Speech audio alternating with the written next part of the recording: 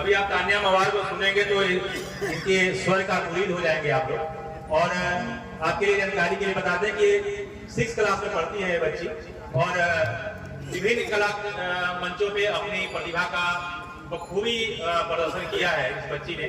और अभी आप जब इनके गायकी को सुनेंगे तो लगेगा कि माँ सरस्वती स्वयं आकर के इनके कंठ में विराजमान हो गई। अब आप तानिया मवार को सुनें। यहाँ पर उपस्थित सभी गुरुजन, गुणीजन, श्रोतागण और अतिथिगण को मेरा बार बार प्रणाम। और मैं आप सभी की छोटी सी तान्या और मेरी छोटी सी कोशिश आप सभी के बीच।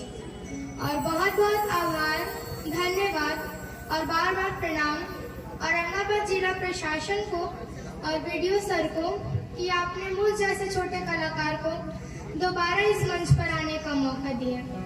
मैं आपका सदा आभारी रहूंगी और मेरी छोटी सी कोशिश। और बार बार प्रणाम संजीव अंकल, लव अंकल, श्रवण अंकल और धनंजय अंकल को।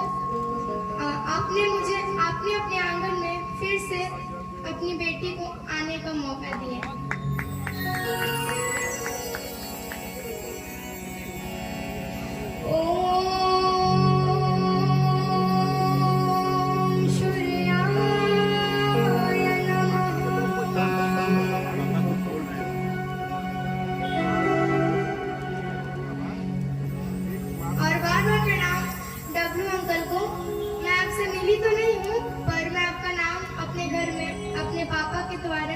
सुनी हूँ और आप मेरे बड़े पापा आपसे क्लोज थे, मनोज मवार।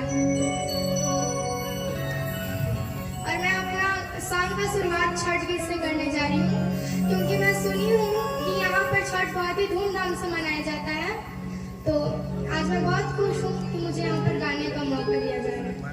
और मेरे साथ तबले पर अनुराग अंकल।